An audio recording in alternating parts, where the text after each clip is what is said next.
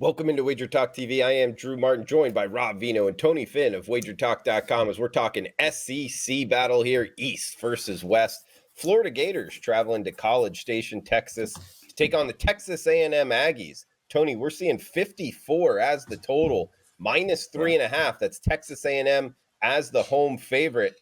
I don't know, Tony. 4 straight losses, laying 3 and a hook. I was looking towards the Gators. What are you thinking on Saturday? Well, I couldn't agree more with that statement. I think that statement will resonate, and I think it will hold water.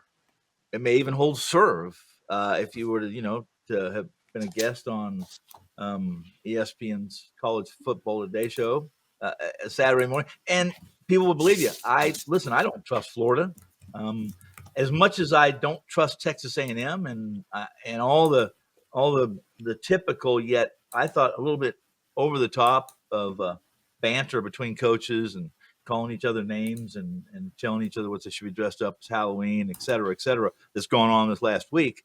This is a pretty talented Florida team. In fact, as talented as Texas A&M is, as highly ranked as their recruiting class has been for Jimbo Fisher, especially this season. I think he benefits more next year, and I think maybe the little bit too much was expected of this Aggies team this year, not only by most of the pundits and the talking heads at the major college football portals, but by myself as well. I mean, if you look at these are two teams. The SEC in general is a very difficult conference to look at strength of schedule because it's this time of year. Everybody you play is capable, right?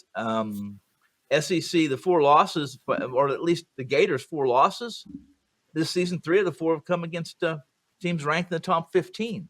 Number 1 Georgia, number 2 Tennessee, number 15 LSU. How do you say anything really negative about a team that's lost to those 3, other than I think we can? And what we can say about Florida is they can't score there. So they're offensively they're struggling under this scheme, this new scheme, and that is going into last week, 7 touchdown passes, 7 interceptions on the season.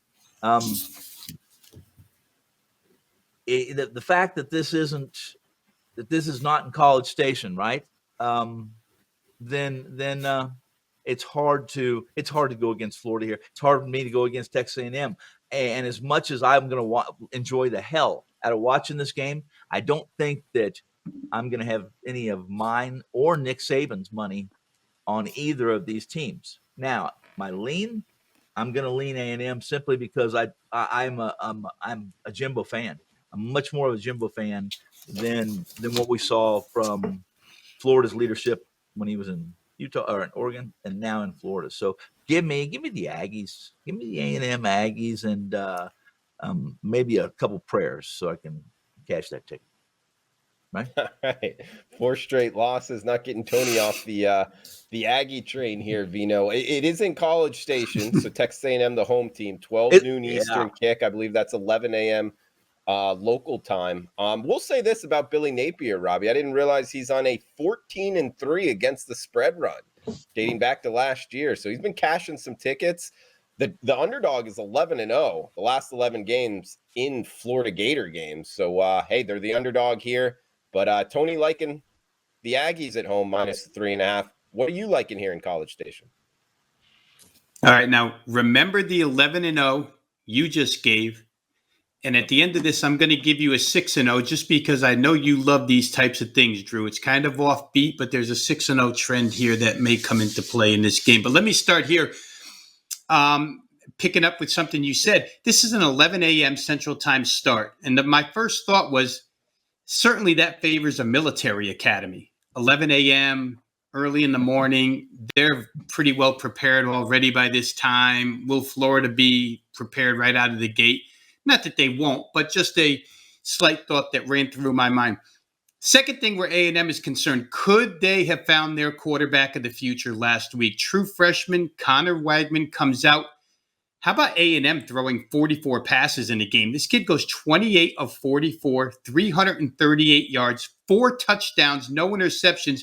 And Jimbo Fisher, prehistoric play caller that he is, his play calling numbers last week go 60-40 pass with this true freshman at quarterback. So we may be seeing a final third of the season where A&M becomes more air-oriented, and maybe these totals that still kind of indicate the type of team A&M has been might be able to take advantage of them, let's say. They're going to have to protect them because Florida's number 9 in the country in sacks.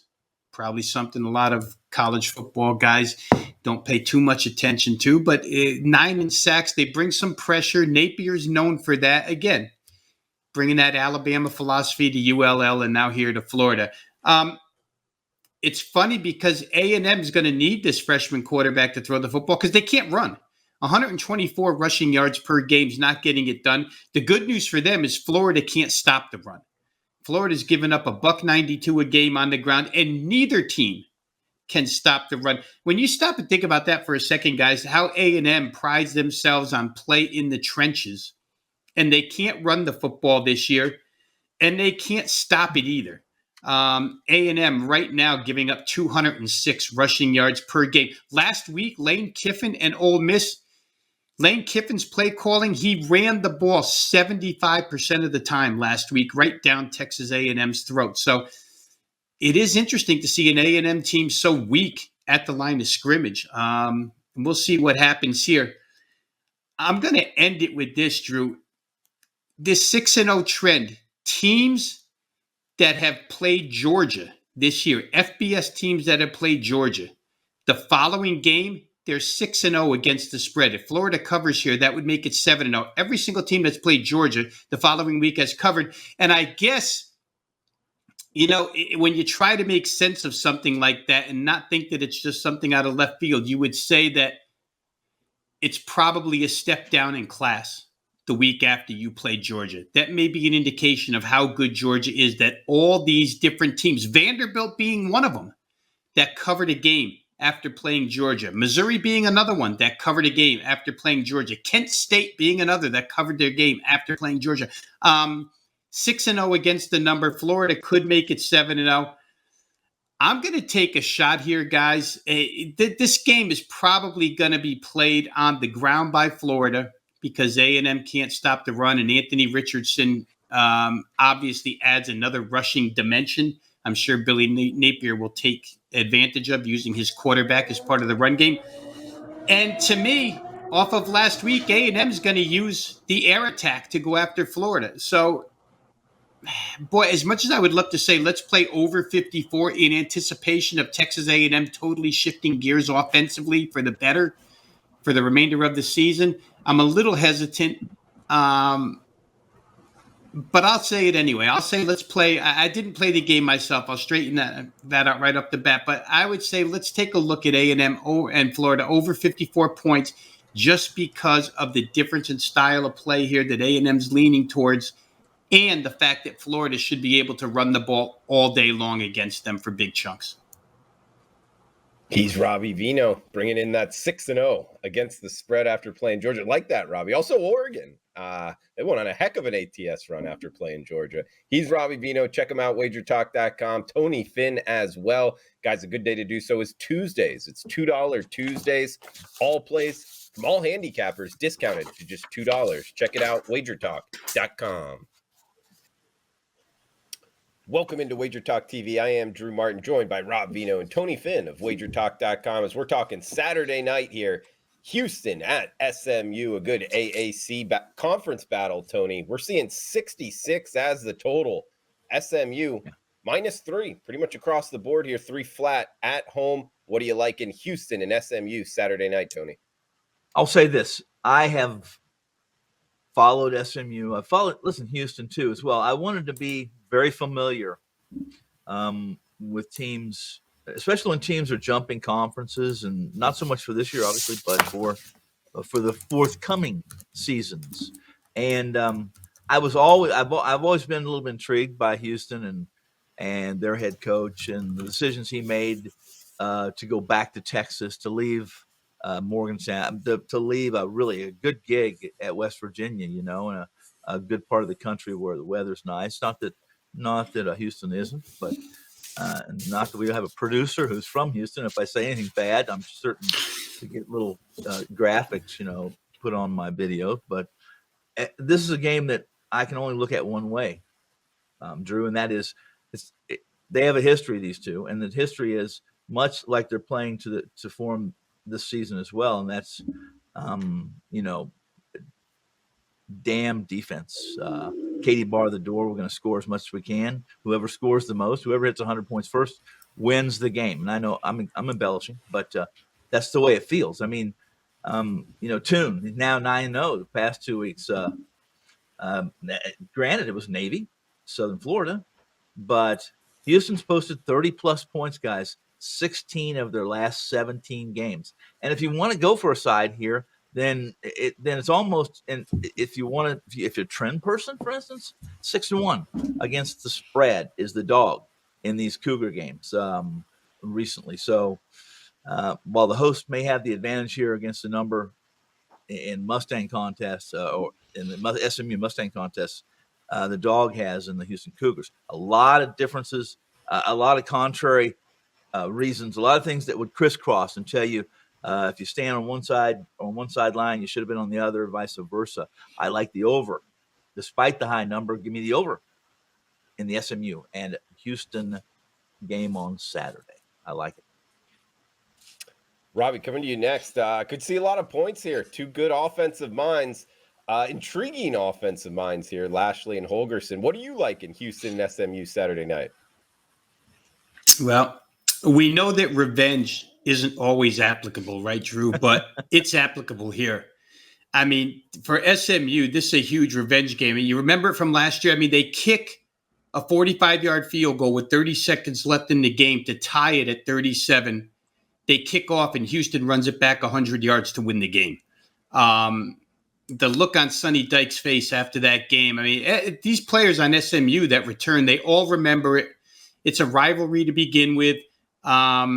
So if we can't always use revenge in a handicap, but that can be a small part of this one toward the SMU side. I think they'll be ready. The second big thing for SMU is yesterday, their head coach, Rhett Lashley, came out and said he'd be absolutely shocked if Tanner Mordecai doesn't line up behind center in this game. Remember now, Tanner Mordecai couldn't play last Saturday because he had a concussion. The kid that Sonny Dykes recruited, Preston Stone, that everybody was so high on, goes out there, plays really well, and then breaks his collarbone.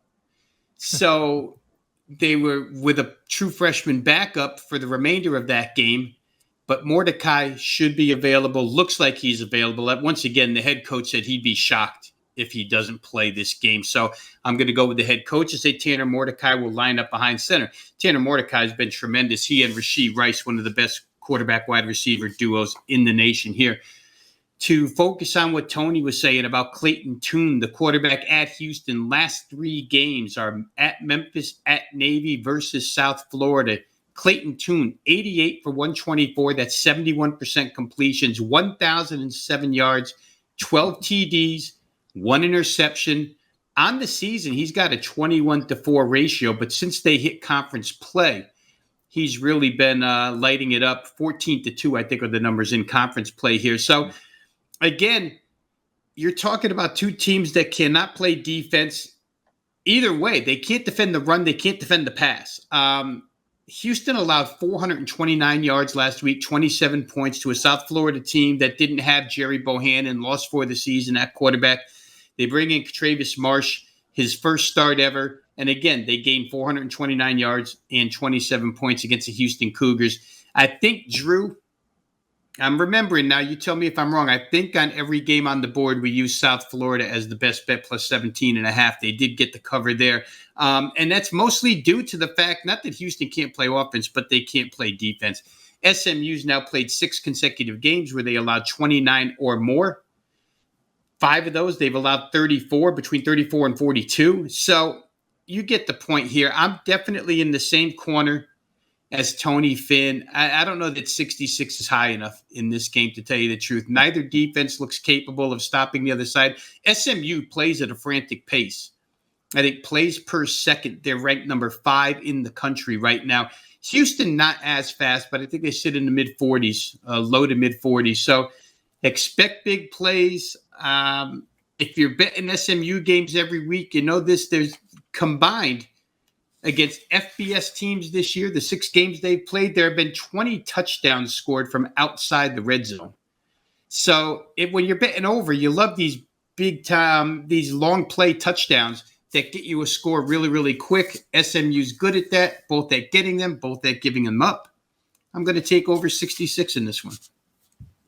And Robbie, to answer your question, yes, I do remember it because I didn't get the bet down on USF. I forgot that it was an early kick on Saturday and I was running behind. So shout out to Robbie Vino there getting USF plus the points. Guys, enjoy the game this Saturday. Houston and SMU, a fun one in the AAC. To Robbie's point, check out every game on the board. If you're a college football bettor out there, we hit every single game on the board, wherever you're downloading your podcast at. Every game on the board. Also on YouTube, Wager Talk YouTube channel. Every game on the board. Check it out on the Wager Talk YouTube channel and check out wagertalk.com.